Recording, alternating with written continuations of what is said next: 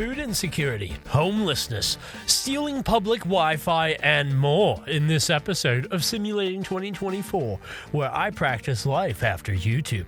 Today we are starting with $0 and can have no jobs. My name is Noobert, and before we start the video, consider subscribing to the channel so you get notified when there are more videos. We start with 3 Sims, all equally unskilled and unemployable. Our immediate goal is to find a way to feed these idiots before they all die of starvation, and thus the grand experiment begins. Can you survive unemployment? I begun by canvassing the towns to see what public resources were available to me. The public park would be a good place to sleep, as well as we could steal people's picnic food. We could occupy all the computers at the library and put 2 of our people to writing, and we can have someone fish at the beach. But playing Kenji in The Sims could never be this easy, could it? Of course not. Who knew being an aspiring author paid 5 times less than minimum wage, and catching fish was harder than finding crusty old hot dogs at your local park? But those problems are still peanuts because we still have nowhere to sleep and nothing to eat. But I have plans. You see,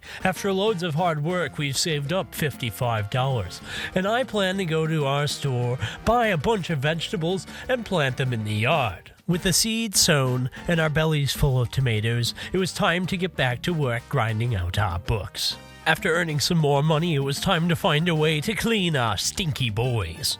The public gym turned out to be a perfect place to achieve this goal.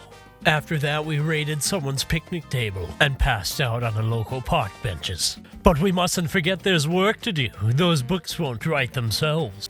A whole bunch of time went by, and eventually we saved up for our first bed. Would you look at that? We are not just people, but people who own a bed. Clearly moving up in the world. After days of eating lettuce, gazing at the night sky, and working tirelessly at the library, our crops were ready to harvest. And we got another bed. This challenge was finally starting to look doable. But we still don't have a house, and we're hardly wealthy. This challenge is only just beginning. From now on, we would get royalty payments every Sunday in-game from the books we've written, and with that money, we will build walls and toilets without doors, and argue till the sun comes up about how to water a lettuce right. And so many stressful days went by as we saved up money to buy our first household appliance, the refrigerator. We are now able to store all the vegetables we grow here in the fridge, and our Sims can eat canned soup made of lettuce. But that's hardly an achievement compared to a room with 4 walls. No, we can't afford a door, but maybe one day. Quit judging me. Fine, I'll get a door. Maybe I'll just sell some of my lettuce. Boom! 4 walls and a door. Now I can waffle stomp in peace. Hey, there's no toilet. Don't judge us. You're the one that wanted capitalism anyways. The boys began a routine of waking up in the morning, eating canned soup from the fridge in the wall, and heading off to the library to write books, while Simberto stays behind to tend the garden. Life was good, and so was the progress. The money was starting to really flow in, and so were the new house features. Boom, you can't call it nothing anymore. But you could say we don't have money anymore. At least until we finished a new book. I treated all of the boys to a night at the theater. But it doesn't end there, because the day isn't complete without a movie and dinner. Now we begin the journey of saving up for a home office. Ta-da! Never thought we'd make it this far, did you? It's okay, neither did I. Now let's pay our bills. Through my exploring, I found that you can discover seeds around town. Rare seeds, special seeds. And you know what that tells me? Money.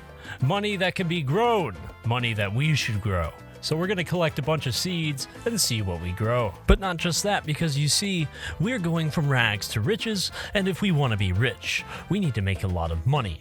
And an easy way to do that is to make a whole lot of wine on top of selling all of our books. That's why I decided to start saving up a bunch of money so we could send Simberto to France to pick up a nectar maker, so we could bring it back home and help us make a ton of wine. But before then, let's sell some tomatoes to the diner. Easy money.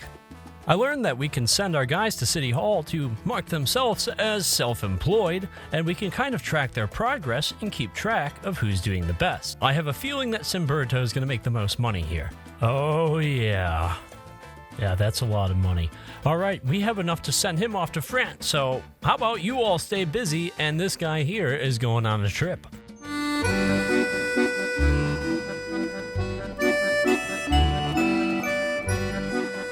Bonjour. Let's get that wine-making thing. Got it! Now let's try making our own over here. They got their own thing out. Let's use this. It says we need to add fruit, so let's just go loot the entire farm. Yeah, that ought to be enough. Alright, splish splash, I'm taking a bath. Oh, it's done. I have returned home with the goods. I may have stolen some 800-year-old wine from their family graves, but it's okay. We're gonna drink it only, I swear. Man, things are getting so wild. We're still sleeping outside, but we're growing a vineyard and we have 2 aspiring writers in the refrigerator room. Oh yeah, look at all them plants growing. Turn on them sprinklers. And sow some more seeds. Don't cry about it. We went to the store to sell all our crops and got started on building our actual real home. And now none of these boys have to sleep outside anymore. Things are starting to look really good right now. I mean, look at how it looked when we started. Now look at what we got. All that hard work paying off. Forgot to pay the bills and they took our stuff. But that's okay because every time we harvest our crops, we're earning the moolah. Time to expand that house again. It really is starting to look like a proper home, isn't it? Everyone's got their own bedrooms, there's wallpaper on the wall, oh, and stone outdoors. Oh, beautiful. I'm really starting to wonder how far I should take this challenge. Only time will tell. We started swapping out all the dead plants for live fruit because it's worth over $50 a plant, and we can make buku bucks if we have lots of them. Unsurprisingly, Simberto became the best gardener in all the land, and he was taken to City Hall to get an award, but not without protest. Now that we were making the buku bucks, I decided it was high time we got a kitchen, a proper one at that, one with a nice fridge, a nice stove, and all the fixings like a coffee maker. I hope you enjoyed this video, and if you did, smash that like button. Maybe I'll make a part 2. Maybe I'll make something else like this. Only if you guys want me to, of course. I'd like to thank all the patrons that donate and make stuff like this possible. I couldn't do it without you guys. Peace out.